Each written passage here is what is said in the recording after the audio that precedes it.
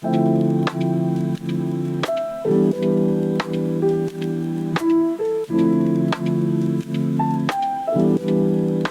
there, Amir here. I'm the designer of Unvention, and today I'm going to teach you how to play Unvention International Exhibition, which is a multiplayer mode of the game, and it's a bit more advanced.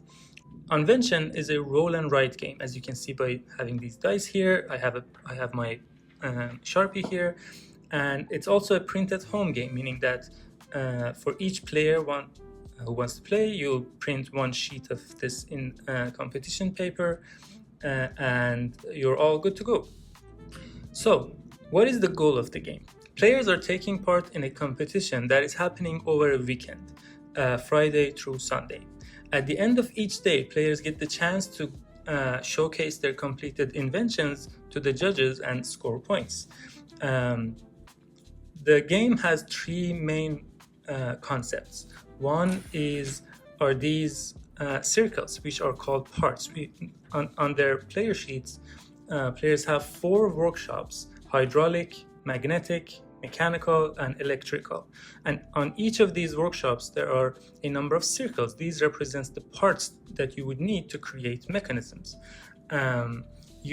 You gather parts in a manner that I will explain a bit later. And then, using the main resource of the game, you can create mechanisms out of these parts by connecting these dots. These act as polyominoes, as you might be familiar with them. These polyominoes, or connected shapes, are called mechanisms.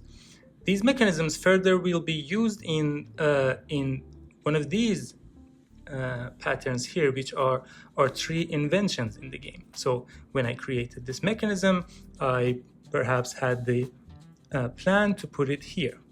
So as you can see in this pattern, I have one mechanism. I may throughout the game create lots of mechanisms, and each of these inventions have a different scoring criteria, which score based on the placement and shapes used within them. That's the general overview of the game. So each round has a couple of phases. First off, you roll the dice. You roll all 5 dice and you group them. How do you group them? Into groups of equals and unequals. So here we have 3 groups: equals, equals, and the rest. Let me re-roll just to show you how it goes.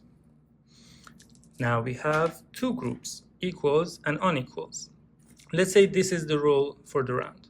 Each player then chooses one of these groups for workshopping and another one of these groups for journaling. Let's talk about journaling first. Each player has 3 journals on their player sheet, and these represent you working on your designs that you want to take to your workshops to create. These journals are grids, 4x4 grids that work very similar to the classic game of Sudoku, meaning that you will eventually put numbers in these cells of the grids.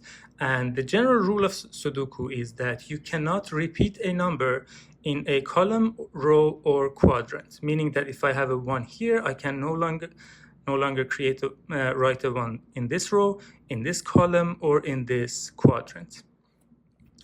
And these journals all function the same. As you can see, there are a number of wrenches printed out beside rows and columns of these journals, which are the main resource of the game. We'll talk about them in more detail later. So let's say this is my turn and this is the roll, and I can choose to either use the 2 and 6 for my journaling or use the 3 5s. Let's imagine I am using 2 and 6. So I choose one of these journals, and I cannot distribute these numbers into 3 different journals. So for example, I cannot write the 6 here and the 2 here. I have to choose one of the journals and write all numbers, or at least one number in that journal. So let's say I'm going with this journal because this is closer to the camera, and I will write 2 here and 6 here. That is the journaling in my turn. Now that I've used this group for journaling, I that means that I'm using this other group of 3 5s in my workshops. We have 4 workshops in the game: hydraulic, magnetic, electrical, and mechanical. To use these dice, I will choose one of these workshops. Let's say I'm choosing this electrical one, and I will circle the parts with the same numbers that I can that is in my group. So, for example, I am circling 3 5s here: 1, 2, and 3. So that is the workshopping part of my turn. This is, in our example, the very first turn of the game. So that would be the entirety of the turn. So let's say the game progresses into a couple of rounds, and let's say I have gathered a number of parts in different workshops. And let's imagine that we have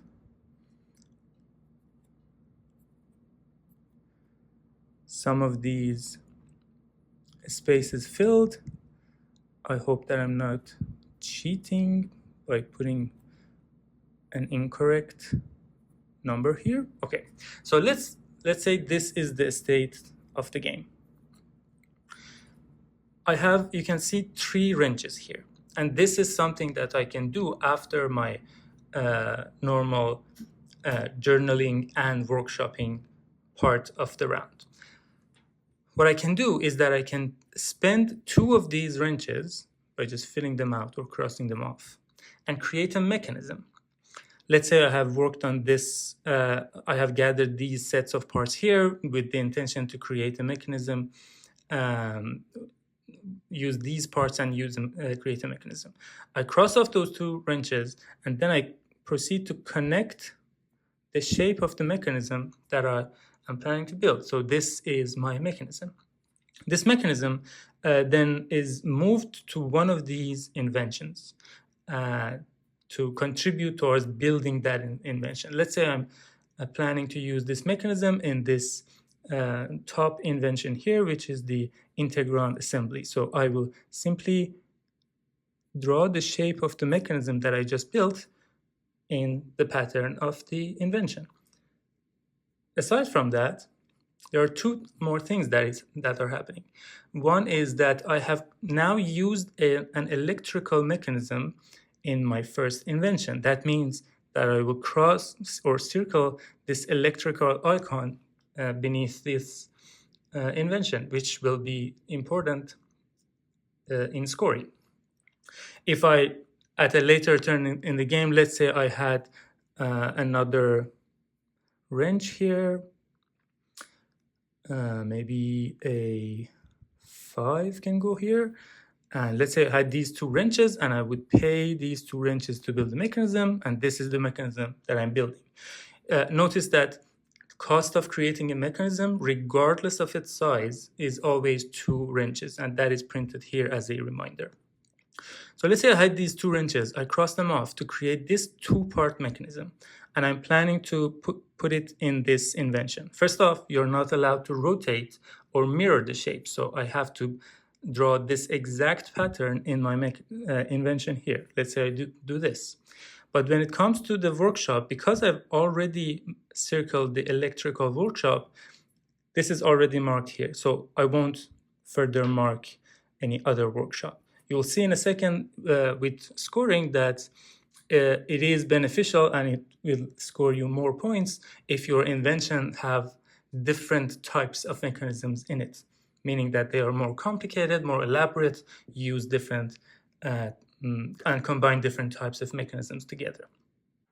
The other thing that is important, if I go back to the previous mechanism that I built here, is the light bulb icon that you can see in the middle of these 4 parts. This indicates an idea. This means that with creating this mechanism, I have captured an idea. Ideas are important for scoring because once I drew the pattern of this mechanism in my invention, because it had one idea in it, I will go ahead and circle one of these idea icons in the mechanism scoring as well. And these will impact and improve how I'm scoring a mechanism at the time of scoring them. So let's quickly talk about that. Okay, so I previously mentioned that the game is played over a weekend, 3 separate days: Friday, Saturday, and Sunday. So when will those days be triggered? Uh, these days will be triggered by actions that players take.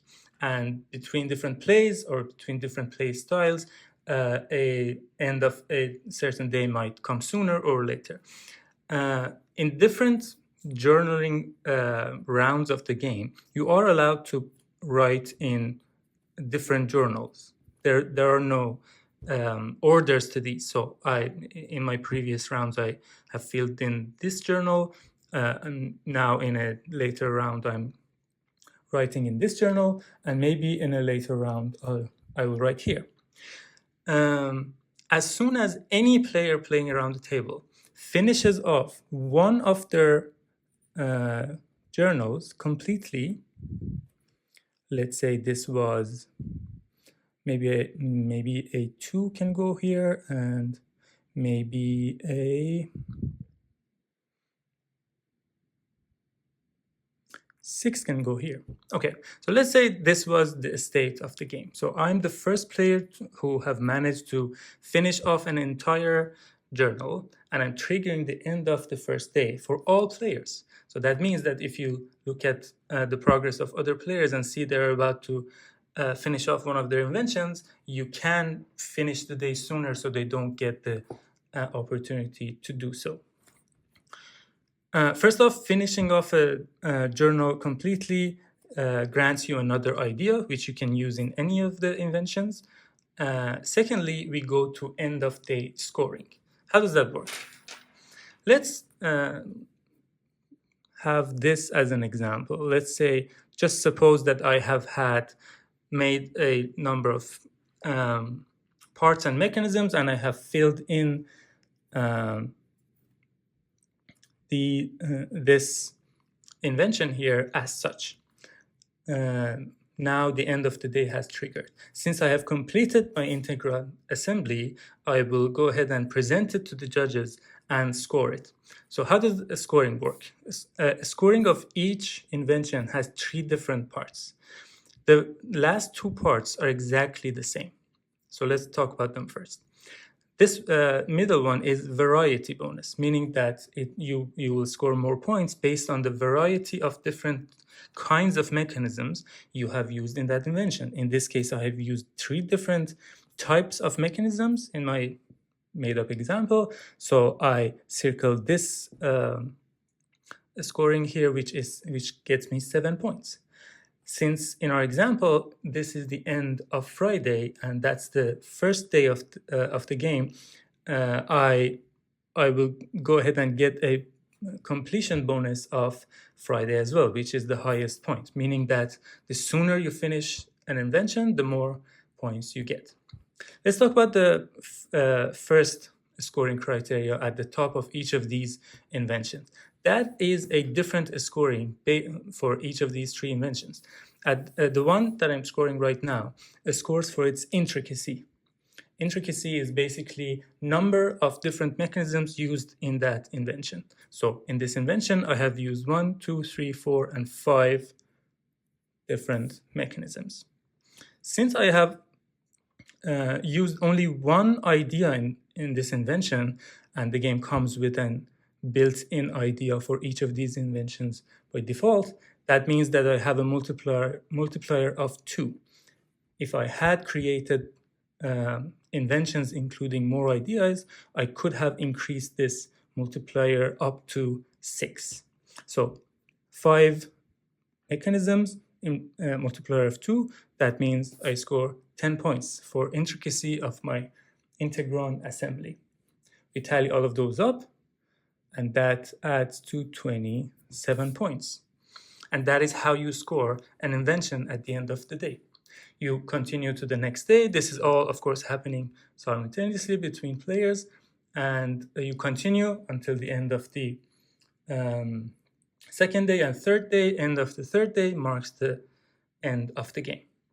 Question is, by the end of the third day, if you have an invention that is incomplete, let's say this is my invention. I did not manage to complete this invention, I still get to present it and score for the scoring criteria and variety of it. Let's say this is the variety of the invention that I made, but I will not be scoring the completion bonus because it is not completed. But I will get points for other scoring criteria that it has. Okay, quickly, let me talk about tools, this whole section up here. Invention comes with 4 different tools which grant you passive abilities. These tools will let you manipulate the shapes and mitigate the dice rolls that you have. How do you get tools? So remember when you have created mechanisms to put in your inventions, at the same time, if your mechanism matches the shape of one of these tools, that means that you have unlocked that tool. So let's say I have, as one of my inventions, I have created, sorry, as one of my mechanisms, I have created this mechanism here. This matches this tool called Reamer. That means that I will unlock Reamer. Aside from getting me points, Reamer will, from this point onwards, grant me a passive ability. For the example of the Reamer is that it enables me to distribute the dice used in workshops or journals. So for example, if this was my roll, 22136, normally I would need to use all of the dice in one of the journals or one of the workshops, but by using the Reamer, I can do this, use 2 of these numbers in one journal and the other one in another. We have 4 different tools. The spanner lets you rotate and mirror shapes when you put them in your inventions. The ball bearing lets you add or increase or decrease the value of the dice rolled. For example, you can use this 3 as 4 or as 2, and 6 and 1 also wrap around. So you can use the 6 as 1 or 5, which enables you to use your dice in a more open-ended way. And lastly, Flywheel gets you a permanent discount of 1 wrench when building a mechanism. So normally it costs 2 wrenches to build a mechanism. If you have unlocked the Flywheel, you can build mechanisms by paying just 1 wrench. Okay, that is how Unvention International Exhibition plays. I haven't gone through the entire rules of the game. There are a few cases and corner cases and small rules that I will leave for you to explore in the rulebook. All right.